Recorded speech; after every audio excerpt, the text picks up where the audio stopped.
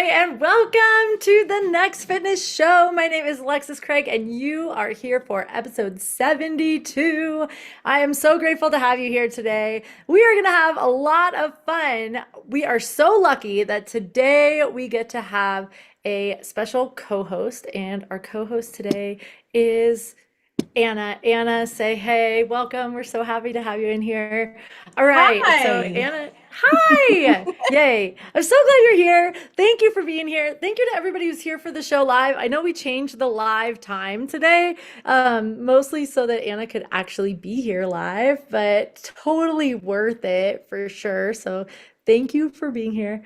Anna and I are going to have an awesome conversation about how to stay safe in the summer, especially when you're working out in the summer. So that is yet to come. So Anna, I'm gonna put you off to the side just for a second, but we will be back in just a moment. And other things that we have going on. For one, I just want to remind you, if you're watching this, and you are, if you're hearing my voice right now, push the like button right now on the video. So go ahead and just hit it right now.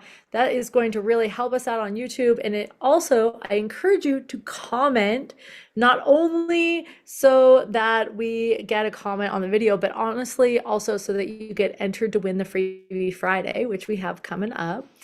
So coming up on the show today, we are going to talk about summer and safety. We have a bunch of announcements for you. We have a mailbag question that came in from someone on the team.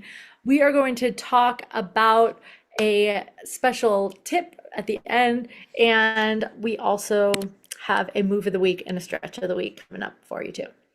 All right, awesome. So let's see, is anybody actually here in here right now live? Let's see what's going on. Oh, we've got Edie in here saying hello. We've got Mom in here saying thank you, Anna, and hi. Hi, awesome. Okay, so without any further ado, let's go ahead and talk about summer safety. Let's do it. Summer safety. So we all know Anna as a team leader, and we also know Anna as the true crime. I want to say goddess, goddess of true crime.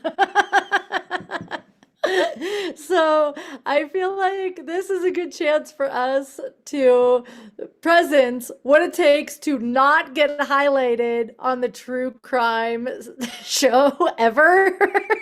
But it's probably beyond just crime. Anna and I were talking before the show started about how we both grew up in tourist towns where people come for outdoor recreation, and that we've both seen a lot of things happen to people who maybe it's not totally in their awareness of how to keep themselves safe.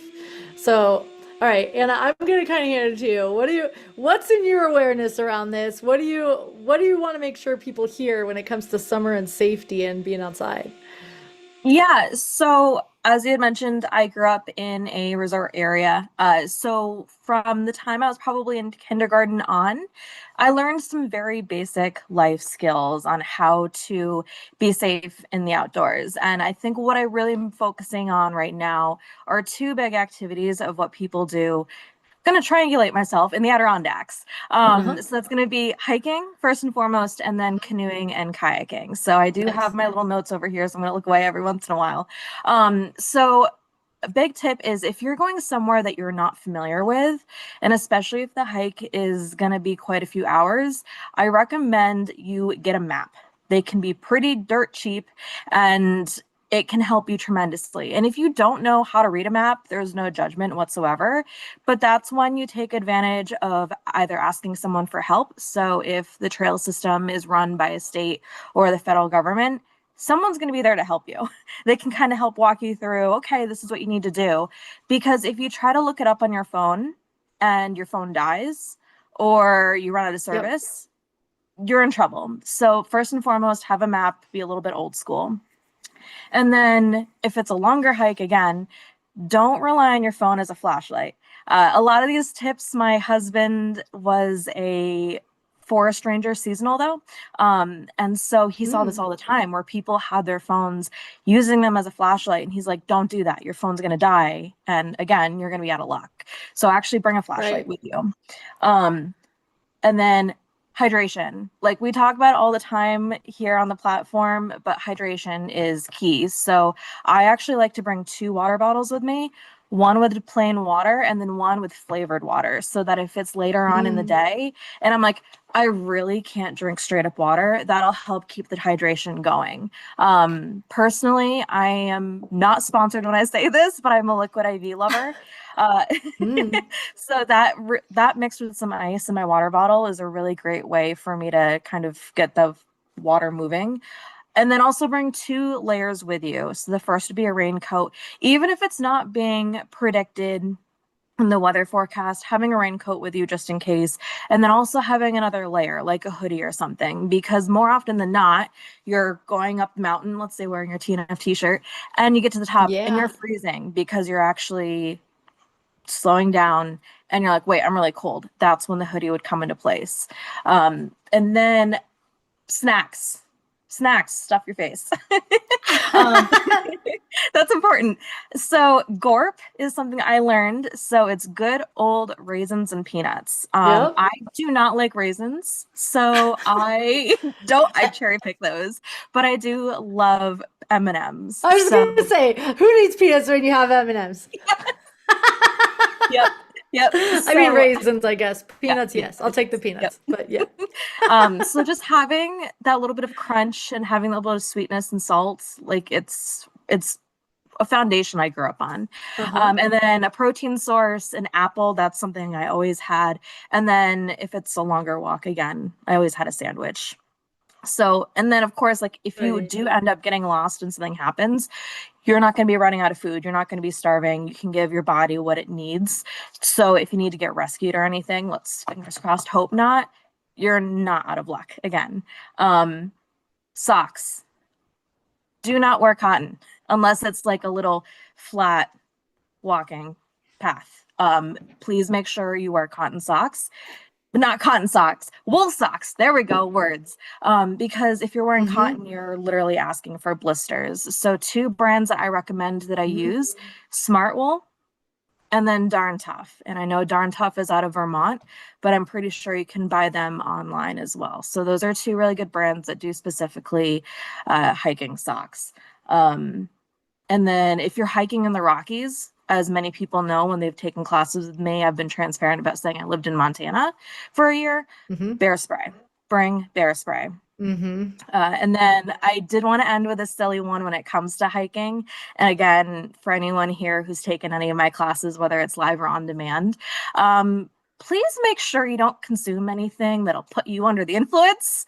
Um, it won't be fun in the moment. And then an entire community will read it in the news and they'll start laughing. So, as funny as it sounds, it is a true story that happened here within the last month where some people laid a little, well, consumed some shrooms.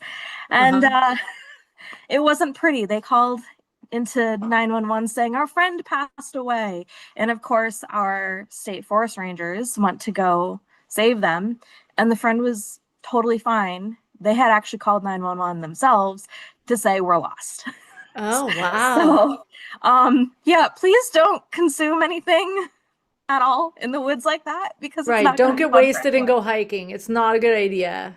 No. It's Um, not. Going wasted and getting wasted and going hiking is generally not a good idea. Yeah, Yeah. and yeah. So that's for me, it's something that's funny to talk about, but it's also very serious because some people are like, "Oh, I'm going to go on vacation." And then I have less pointers for canoeing and kayaking just to kind of keep this more condensed. Again, drinking water. Um, Even though you're on the water all day, Right. hydration is obviously key. Please make sure you have a life jacket or a PFD, so personal flotation device, always handy. I know in New York State, we do have rangers and environmental conservation officers out and about. And if you don't have a vest with you, you can get in a lot of trouble because you Right. never know Same when you're going to California. Yeah. get. You have to have that. Yeah. Yeah. And then making sure that you do have your phone in a plastic bag, sandwich bag. It can be something as simple as that, or a more heavy duty plastic bag in case it goes into the water and you still have that. Especially something that floats. Yes, yes, absolutely, especially something that floats. And I'm also looking at the chat going on here on our YouTube channel, and I did see RD Sharon B did say portable phone backup chargers as well. That 100% I agree with having that just in case. So, yeah, Yeah, that's totally. I'm with you. These are such, some it's like overwhelming how many that you just gave us. Okay, I love all the things you're saying. I feel like the thing that maybe is going unsaid that we might want to mention is like stay on the trail. yes. Like Only go stay off on the if you need trail. to take care of your bathroom business or use a little porta potty if that's Right. provided. But yes, stay on the Stay trail. on the trail. Because, I mean, there's so many reasons for that. One, you don't want to ruin, like, it's not good for the environment for everybody to be tramping around. So it's better for everything for you to stay on the trail, for one. Two, like, if you did get lost and they had to find you, it's going to be really hard to find you if you're not on the trail. So you got to stay on the trail. But the other thing with this too is like, I don't know about where you live, but where I live, there's poison oak like everywhere. And so if you go off of on the trail, you're basically not going to come into poison oak because it gets, beaten back by people being on the trail. But if you go off the trail, no guarantees, and there's really no guarantees anyway, but stay on the trail. Yeah. I would also just say, I feel like even this one's kind of good for people, even if you're, no matter where you are going, I think it's really good to make sure someone knows where you are. Yes. Like, even if you just leave a quick note, like you text somebody and be like, hey, I'm going on a hike. This is what trailhead I'm at. Or even if you're in your own neighborhood or something, just so somebody knows where you were supposed to be, so that if Yeah. something did happen, that they would actually notice that you didn't come back, I think is pretty important. Yeah, that is a really Um, good point that I should have definitely written down. Sadly, we just had a case last fall where a hiker from Montreal came to the Adirondacks, pretty experienced, and it was this hiker's parents that actually called into the state to say, "Hey, our son is missing. This is where he was hiking," and the search went on for weeks. They had to abandon it because the snow started to fall, and unfortunately, oh his wow. his body was found by other hikers off the trail. Oh geez. Yeah, Right, off the so trail. it does Right. happen. Stay on the trail for one. And yeah, I mean, of course, like I do think, especially if you're going off in nature, going with someone is a really, really helpful thing to do. Of course, there's going to be times, I mean, I don't know about you, but I actually really like going on out by myself, but if you can go with someone, especially if it's an unfamiliar area, it's a really good idea to go with someone. Unless, I mean, if you're on a trail that's high traffic or something, maybe it's not as important. But in like the neighborhood where I live, there are bears and there are mountain lions. And so it's especially important during the time when the sun's coming up and the time when the sun's going down that you're not alone and that I mean, bear spray potentially. I don't know if that's going to help on a mountain lion, to be honest with you. Mm. Maybe. I mean, I don't think it would hurt, but but it's good to not, usually when you hear about something happening, it's somebody who is alone on the trail. So, Yeah, yes, I if you mean, see a bear, you basically want to, well, yeah. okay, if you see a bear, you should, I guess that it's like if it's brown, lay down. If it's black, what is the thing? It's like if it's black, fight I don't. back. Yeah, it is. So if in California, there's no grizzly bears. If you see a bear, make noise. You'll scare it Yes. away. Yep. But if it's a grizzly bear, just pretend you're dead. Yep. Basically. Yeah, I mean, we do have bears here in the Adirondacks. My husband, again, when he was working for the state, he did have to go to Dunkin' Donuts, which if you're on the East Coast, you're like, hey, that's everywhere, to lure the bear in. Because that's another thing is when people are out camping, there are different regulations. I think out west, you can do the bear hang where you just hang it from there. You cannot do that in the Yeah, yeah, yeah. Adirondacks. You can rent Oh, really? canisters. Yeah, they're not Oh, allowed. wow. So you have canisters, they're Uh, pretty decent size and they lock, but there's a lot of people who leave their food out, and that's what's going to attract bears.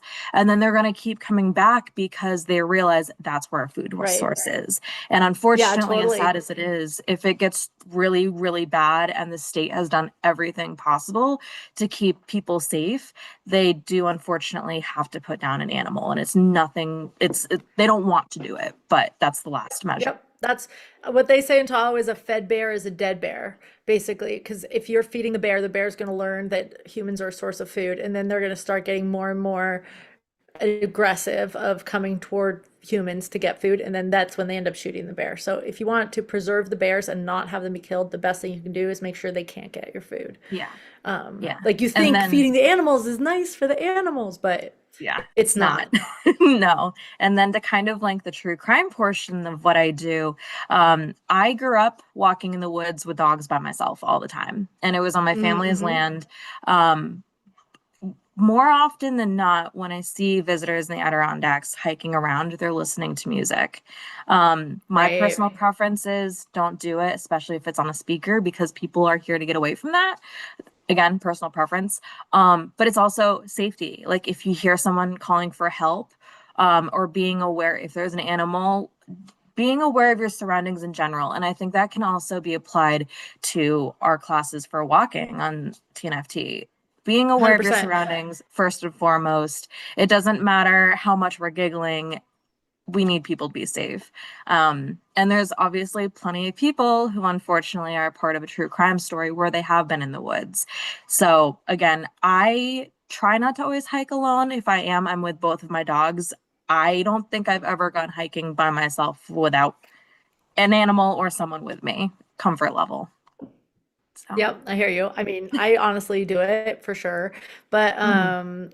you definitely have like no music when you do that. And I would say even in the jungles of San Francisco, it's super important to be aware of your surroundings. And so you have to, even if you're taking class, like with one of our classes, or if you're listening to music or a podcast or whatever you might be listening to, only one earphone, always, only one earphone, so that that way you can be aware of traffic, you can be aware of any people that might be coming after you, Yeah, or maybe somebody's calling for help, like what you're yeah, saying. I mean, so no matter where you are, being aware of your surroundings is super important. And I would say, from the true crime perspective, that if someone was looking to find someone to attack or something like that, someone with earphones on is the easiest victim, because they're not going to see you you're going to know if you're the attacker that that person's not going to hear you coming, and that they're kind of zoned out.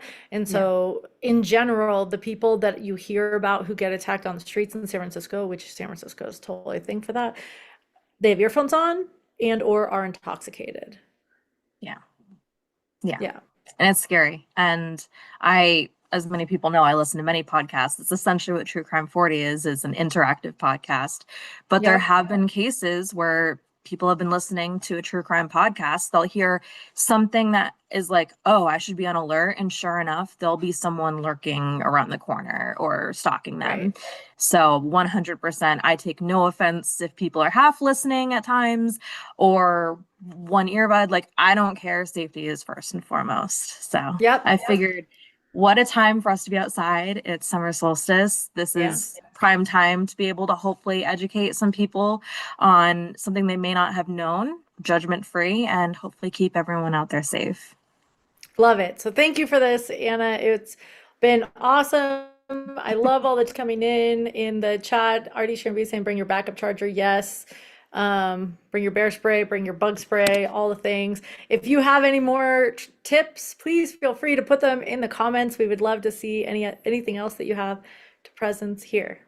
Yeah, And Edie if is you want, saying, yeah, go ahead. my tip is only go places you can get snacks. Yeah, there you go. Then you got to make sure you'll make sure you have access to hydration and for calories. You're set. If you can get snacks there, you're pretty much good. Anna's got the full snack shack in the backpack. So you just want to go hiking with Anna and then you're Yeah, set. She's gonna have I a got you sandwich covered. and an apple plus Gorp and liquid IV. You're gonna be so set. Like all right. right. Let's keep going. We are going to go to the mailbag. Woohoo! So thank you for Donna D for sending in this mailbag question. If you want to send a mailbag question, please do TNFT at thenextfitnessthing.com.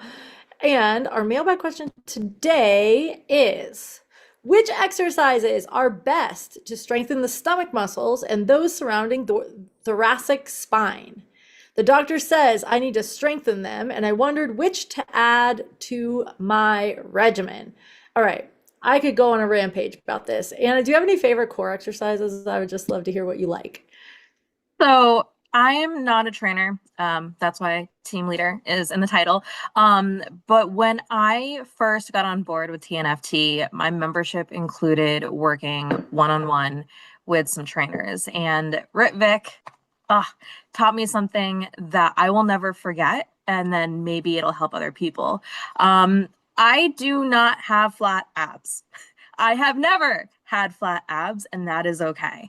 But one thing that he taught me that made me feel like that could someday really be a reality was doing a Kegel. And it's funny because I told my mom, I was like, hey, like doing a Kegel. And she's like, wait, is that to help like keep your bladder in check? And I was like, yeah, but doing it all the time. So Ritvik had taught me when you're out walking, especially when you're doing an abdominal workout, doing a workout in general, trying to hold that Kegel, and you will really start to feel your abdominals engage. And that for me, I think is my favorite. I don't have a particular favorite move. You probably see me all the time doing bicycles and I'm saying, or like breathing the right way, but groaning through it. And I'm just like, oh, I can do this. Oh, it's good for me. Yep, yep. Okay, I love that tip from Ritvik. Thank you, Ritvik. And so my understanding of Kegels is that there's two things going on. One is in yoga, what is called Mula Bandha, which is essentially pelvic floor, is really what in fitness world what that is. So yes, what your mom is saying is true. It is to help you to be able to retain bladder control. And I do believe that something like 100% of women eventually lose bladder control if they live long enough. So things like Kegels can be really helpful. And it's helpful to be able to have motor control of that. So what I'm saying with that is not only to be able to squeeze, but also to be able to release so that you can do both. Plus the Kegel exercise does have the ability to contract very deep intrinsic core muscles. So that can also be helpful. Okay, so thank you for presenting that. What's happening in the chat is mostly crunches, crunches, and crunches. So this is what I have to say about this one. All right. Crunches are cool and all, and they are probably the least important exercise for maintaining the integrity of your spine. The most important thing for what Donna D is talking about here is to be able to protect your spine. She specifically mentioned thoracic spine, which is the middle of your spine. It's like your bra strap level of your spine. Your thoracic spine is particularly vulnerable because it's the inflection point right there at your bra strap level. Everything, I shouldn't say everything, but above that level in your spine is meant to bend forward, and below that level of your spine is meant to bend backward. So it's sort of like in the S curve of your spine, the thoracic spine is the part that's in between the forward and the backward bend right there. That's the T spine. So what you want to be able to do here is build strength all the way around your spine. If you do things like crunches, it's building your rectus abdominis, which is the front of your abs. The front of your abs are made for flexion. That's it, just flexion. So if you only build your abs, meaning your rectus abdominis, the front of your abs, you're going to build a hunchback posture because that's what those muscles do.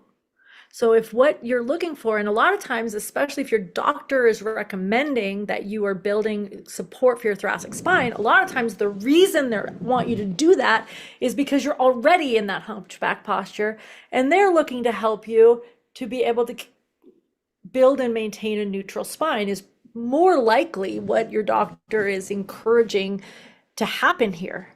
So that means 360-degree core training. Specifically with the T-spine, back exercises, including things like superhero, like lying on your belly and lifting up, and rows. Things like that are particularly helpful because the rows are going to help you to squeeze your shoulder blades together and bring your spine up. And things like superhero, maybe you think of it as Superman, may also cobra pose, like when you're lying on your belly, your hands are down, but maybe you're mostly lifting your back muscles. Things like that are going to help to lift it up. So I would encourage that. But honestly, in general, already Sharon B's in here with exactly where I'm going with this. Ding, ding, ding, ding, ding. Sharon says planks. Yes. So in general, when you want to build strength, you want to first build stability and then build strength and then build power. So something like the plank is really, really helpful for helping you to build the stability of your spine. So it's going to make it so that you are nice and strong and stable. Once you feel comfortable in the plank, the plain old plank, the next thing that I would encourage you to do is to build stability of your plank while you have rotational forces happening. What I'm talking about here is lift up a leg, lift up an arm, lift up the other arm, that kind of thing. The point here is that when you lift one limb, your spine wants to rotate and you have to use your muscles to prevent the rotation from happening. And that is going to be what's going to build the strength. Most of the time, when you hurt yourself, it's in a rotation.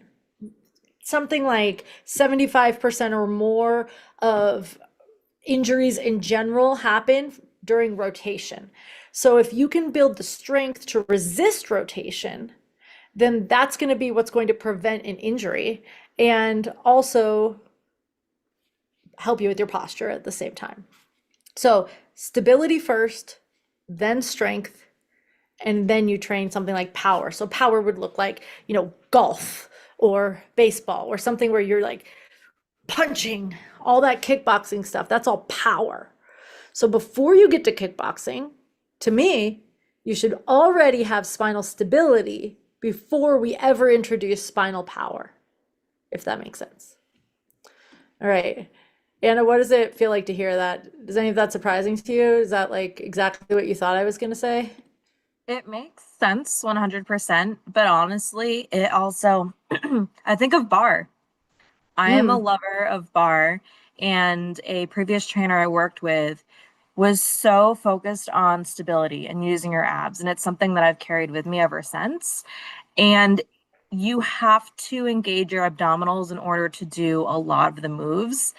And for me, I love it because it is training my mind and my body to work together. And having that focus is what I thrive in. nice. Yeah, I love that. And when it comes to something like bar and Pilates, that's really exactly what the intention for the most part of that is, especially Pilates, is to build the spinal support. That's really what Pilates is kind of all about. And the ability to go into flexion and go into extension, exactly what I was talking about. So what I would start with, Donna D, and everybody else who has this kind of question, is planks, regular plank, reverse plank, side plank, hip bridge. That would be the first place to start. And then the second thing would be a slightly more challenging version of that would be level 2, which would be, lift an arm, add a weight, move your feet, that kind of thing. Edie is saying, I love bar too, and that does teach abs so much. Yes. And I just want to, every time anybody's saying abs, I want to be like, core, core, because it's like abs is only the front. Well, it's core. So yeah, totally. And I mean, we all think of it as abs, even if we are talking about core. It's like abs, core. Mm-hmm. Cool. Okay. So Donna D, thank you for this question. And it's super helpful to have these questions. I love answering them. And if you have any questions for the mailbag, then please send them in TNFT at thenextfitnessthing.com. We would love to feature you on the show and give you credit. Cool. Okay, the time has come for our stretch break. So, because Anna's the co-host, I asked her what her favorite stretches were and what her favorite moves are. So that's what we're working on today. So today's stretch break is this move that is technically a yoga pose, but we're gonna give you a couple versions of it. And this is in yoga, it's called malasana. This is garland pose, which is also a deep squat stretch. It is particularly a squat with a neutral spine. So you can see in this video that this person is bringing their heart forward and through, bringing their tailbone back, and really finding this place of extension in the stretch. So I encourage you to try this.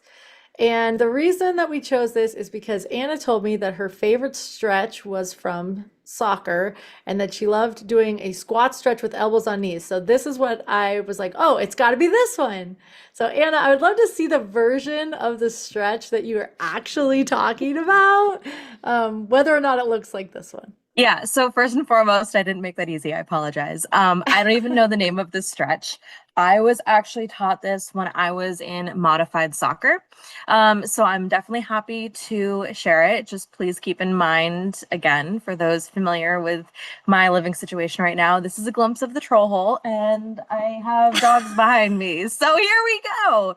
I'm just going to take No worries. my blur off. So the big thing is, I love that I love that this move actually helps my hamstrings first and foremost. And as I've gotten older, it helps to stretch out my glutes just because I obviously love lower body stuff. So what I do is I lean forward. Let me just tilt this down just a little bit. So I'm essentially bending my knees a little bit, and then I'm leaning down and resting my elbows on top of my knees. And what I love about this is that the more you straighten out your knees and your legs, you feel it more in your hamstrings. Mm-hmm. And then I laugh because as I've gotten older, when I really let go, my back is like, and I'm like, that never used to happen. So again, I don't know the name of this move, but for me, I just love how it just stretched out my hamstrings. And that's a big thing for me that I struggle with. Nice. Love it. Okay, so with this, the version that we showed in the first video is more of like the deep squat version, and the version that Anna just showed is more of like almost like a good morning. So it's like keeping your legs more straight and alternating between those two where you like kind of squat down and then go into extension and back and forth might be a great way to get a little bit of hip mobility and a little hamstring stretch at the same time. So thank you, Anna, for sharing that stretch. And I don't know the name of exactly what you were talking about either, but I like it. I like it. We're gonna have to put it in the exercise library. We're gonna have to come up with the name first, I guess. Okay, and that brings us to our move of the week. This week's move of the week is Anna's professed favorite strength move, which is squats. All right, Anna, why do you like squats? It's no surprise. I am a skier. And I don't think I really appreciated my ability to hold a squat for as long as I can due to skiing. I do have a lot of background in what's called carving, which requires you to be in a pretty decent squat and then moving your body back to back so that your ski is like this and it's going edge to edge. So for me, it brings me back to a place where I feel like I'm kind of skiing and also preparing me for ski season. And I'm a lower body girl. Like that for me is my strength. My core. Look at me go. And upper body, that's my weakness. Definitely something I've been working on, but I feel my strongest when I'm doing a squat. And I'm not the most athletic person, believe it or not. And to feel powerful, I can't put it into words, and that's what a squat does for me. Nice, nice. Awesome. Yeah, I would say I love the way that you're bringing the squat to translate it into skiing. And the squat is honestly a move that has a lot of real life applications, anywhere from skiing to sitting on the toilet to being able to, pick things up off the ground. And I would say most of us probably don't squat to pick things up off the ground, but maybe we should. Um, Edie says, I read that women should squat more often. Right. So there's a number of reasons for that, but I would suggest, here, let me bring the video back up for a second. I want to just note here that we have three different people here squatting. There are things about it that are similar, and there are also things about these squats that look different. So every squat, honestly, is going to look a little bit different. The key to the squat, there's a few things. One is your heels are meant to stay on the floor in a pure squat. Two is your shins are parallel to your spine. Your shins, so what are we talking about here? Here, I'm gonna move this little thing away. Okay, shins are parallel to spine. We can't really tell because they're all facing forward, but that's what we're looking for. The other thing I want you to note on the squat is watch everybody's knees. You can see Rosie's knees kind of wobble a little bit. Fernando's knees kind of go in, out. See it right there? Mary Beth's knees are fairly stable, but you can see maybe she favors her right leg a little bit.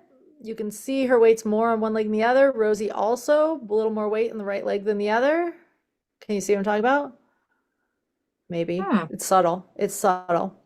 So watching your knees during a squat gives a lot of information about what's going on in your body. A lot. So if you ever have a one-on-one session with the trainer, one of the first things they ask you to do is squat, and they watch you squat. You watch from the front and you watch from the side. And when I do that, I can tell all about the muscular imbalances that are going on in your lower body by watching your squat.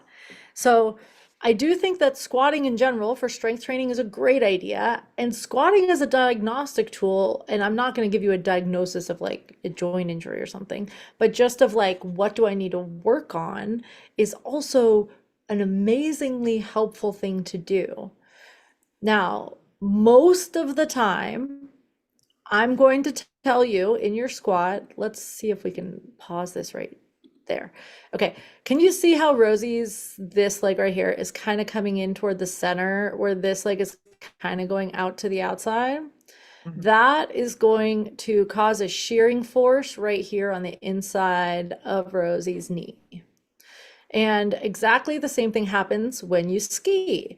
So like when Anna's saying, I need to build strength here so that I'm ready to go skiing, it's exactly to prevent shearing forces that are going to be happening in your knee. So the way to correct that is to build strength in your glute medius, which is the side of your glute. And we can do a lot of different exercises for that. But in the squat, as you squat, think of you're standing on a newspaper and you want to pull your feet apart so that the newspaper rips in half. Or I've heard it described as you're standing on a carpet and it has a wrinkle in it and you want to pull the carpet apart so that you take the wrinkle out of the carpet. And your feet don't actually move, but it engages the sides of your glutes. And that's what going to be what protects your knee and builds the strength into the places that are going to keep you from getting hurt when you're skiing, when you're running, when you're jumping, all the things. Have you heard that before, Anna? Oh, yeah. I did class with you this past week, and doing the jump squat where you go into a squat and then you jump and turn the other direction, and you said pull it apart. Alexis, for 2 days after that, my body felt it. That one was a particularly intense one too, because there was like a lot of jumping moves and things like that. So yeah. Anyway, I would say that action is really what will protect your knees, period. So try it. Next time you're squatting in class, maybe right now, maybe while you're sitting here watching the show, think of pulling your feet apart. It may help more than you think. All right. Also, it'll help you, you want to be able to get off and on the toilet your entire life. So just saying, just saying. I mean, just saying.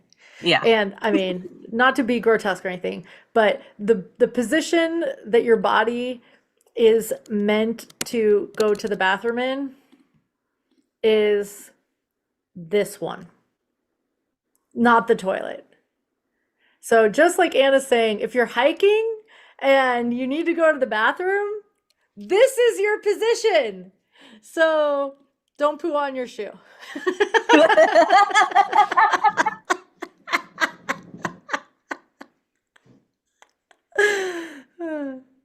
And we're always going to be thinking of that every time we go hiking now. Good, good, good. I'm glad that I could be of service. Okay, so with that, let's talk about announcements. All right, here's what's coming up. Today is the 20th of June. Happy summer solstice, by the way. Happy summer solstice. Yay. All right, so tomorrow is June 21st, and June 21st is International Yoga Day. In honor of International Yoga Day, we are having a very special yoga class, and it has 3 teachers. It has Casey and Kathy and me. So all 3 of us are teaching this class together. It's going to be awesome. I really encourage you to come. It is at 8 a.m. Pacific. It's in the Next Fitness Thing schedule. You can sign up at thenextfitnessthing.com/international yoga day. And the class is actually going to be live streamed to YouTube. So for those of you who are watching this on YouTube, you will be able to take that class through here as well. But I do encourage you to sign up because we're going to send you reminders. It's free, and you'll be able to easily access the replay that way too. Plus, this class is the kickoff to our yoga challenge. Our yoga challenge is free. It is 30 days of yoga poses, and you get just one pose every day. So we're essentially inviting you into one pose per day. We will send you a video by email every single day that will talk about the benefits of the pose and how to do the pose and different versions of the pose so that you can figure out a version that works for you. And if yoga has maybe not been your thing, this is a really good way to get started with it because it's only one pose per day, right? And you get to that way have a deep dive on each individual one so that then if you're going to go take a class and they're flowing between pose, between pose, between pose, it doesn't feel so overwhelming because you've got to focus on each one separately. So anyway, I encourage you to sign up. And you go to thenextfitnessthing.com/30 days of yoga. All right. We have a lot of things coming up this weekend. So also this weekend is the book club, and book club is Anna's baby. And I want to highlight Anna here. Let me take my own photo out of here and put Anna on the, how do I get out of here? I could put it like that. Okay, show us your shirt. There we go. Yeah. Look at this walking book club shirt. Nice. So the 3 of us worked really hard, you, me, and trainer Casey, on this shirt. We worked very hard. I know a lot of teammates who attend book club have it, but also being really inclusive with the back, showing doesn't matter who you are. Yeah, this is something where I thought it would be fun. And then knowing how many teammates were like, yes, book club, I was like, okay, it has to happen. So I'm very excited for book club on Sunday with you because this is a special treat. And you were the one that approached us and you're like, can I host? And we're like, yeah, sure. Why not? Let's do it. I mean, I just really wanted to do this book, honestly. And so I encourage you to come to this book club if you're, especially if you're a member. If you're not a member yet, definitely become a member. But also, this book for me was a game changer. I learned so much, and it's not so much that everything that this book says is exactly right or something, but it just opened my eyes to a bunch of different concepts in fitness, in my body, and in the history of human mechanics and all of those kinds of things. Plus, it's an actual story that goes from beginning to end. So it's still fun to read. It's not like it's just like reading some boring book or something like that. So I encourage you to come to book club, even if you didn't read the book, because you'll still get the benefit of talking about all of these topics that we're talking about. My mom says cutest shirt ever, Anna. And Edie says it's the only walking book club. That's true. I don't know of any other walking book clubs, so that's pretty cool too. So anyway, but I also just want to highlight, besides the fact that we're doing Born to Run, and P.S., I don't even like running. I just think this is a really good book. It's not about running. It's not, I mean, the book is, but the concepts that I'm bringing up as being part of this book particularly doesn't necessarily have to do with running. Okay, but I also just want to presence that we have with the book club, all the new books are dropped. So what else do you want to tell us, Anna, about this summer in book club? Okay. So, um, we just got a package from my in-law. Sorry about that. So before I go over our next quarter, I do want to let everyone know that I have been listening to the many requests that I've been getting. In April, we read Inheritance by Nora Roberts, and everyone loved it. So I am finally planning on covering the second book for a special. It's going to be 25 minutes. It's going to be one of my Sunday classes in August, covering The Mirror, which is the second book in the series. We do not have a date yet. It'll be during my 4 o'clock Eastern, 1 p.m. Pacific time slot. But so many people are like, when are we going to do a follow-up on it? And that's going to be in August. I'm thinking right now it's going to be a week or two before trainer Casey's takeover. But yes, I've heard everyone and I'm working on it. All right, awesome. So what I just heard you say is that we're actually going to have 2 book clubs in August and not just one. I think that's perfect because I think people read more in the summer. At least Yeah. I do. I tend to read more in the summer. So I think it's great that and plus everybody loved that book. I think that's great. Edie's saying, spill the tea on the new books. Okay. Well, I got you, Edie. You ready for this, Alexis? I'm ready. Let's see it. So for July, I've had numerous teammates during my book walk and talk have an extreme reaction to this author. So we are reading Just for the Summer by Abby Jimenez. What I will say is this is book 3 in a series.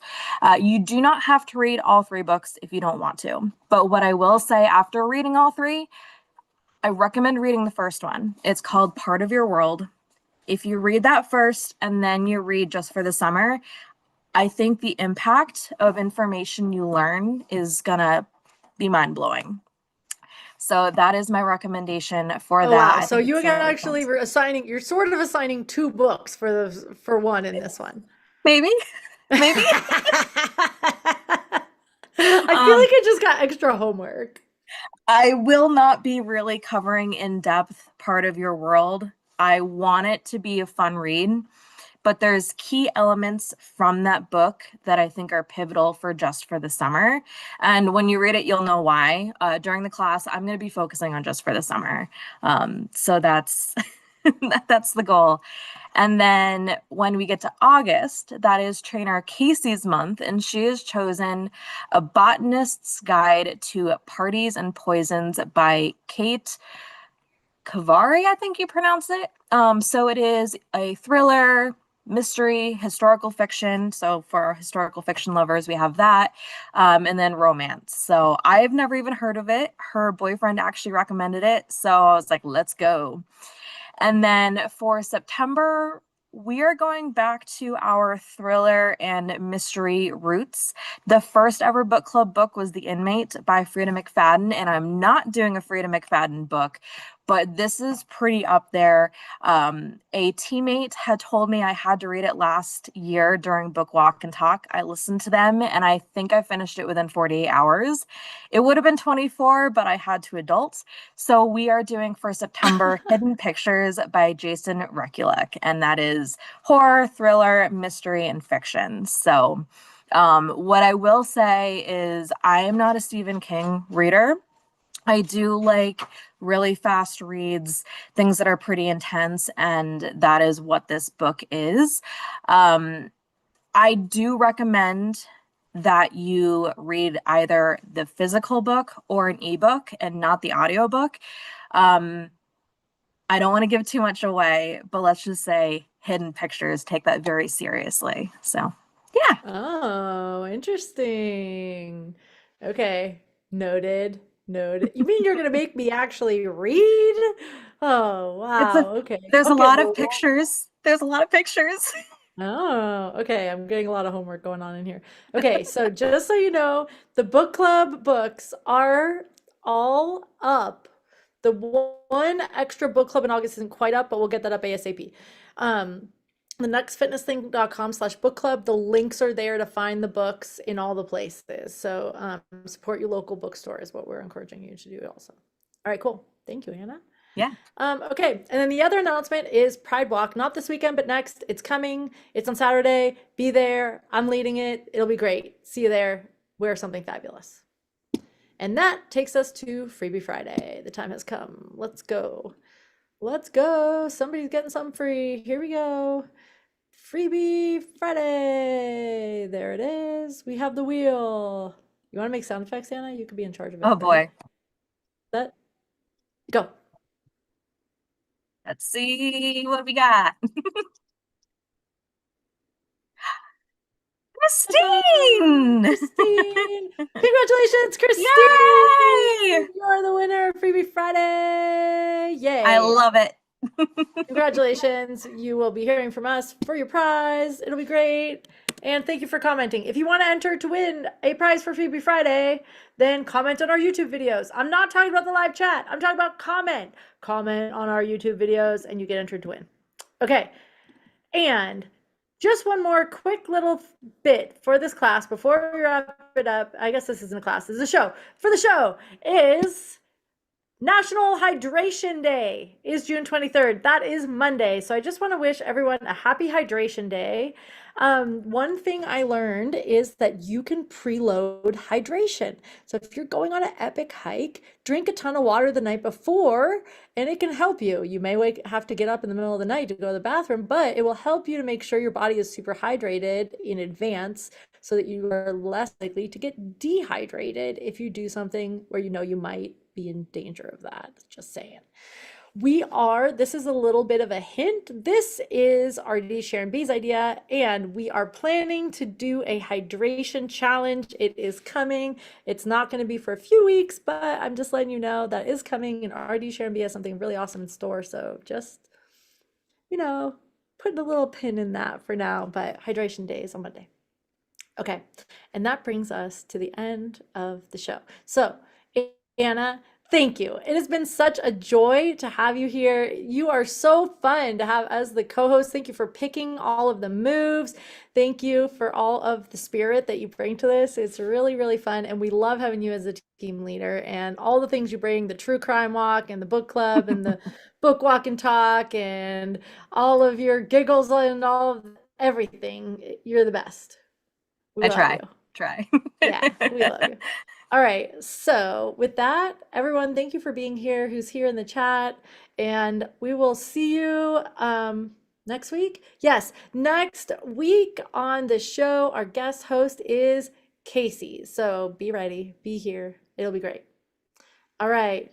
Here we go. Let's get it out of here. And we're going to dance it out. We got this. I got music. I got button pushing. Here it is. All right. Bye, guys. Thank you.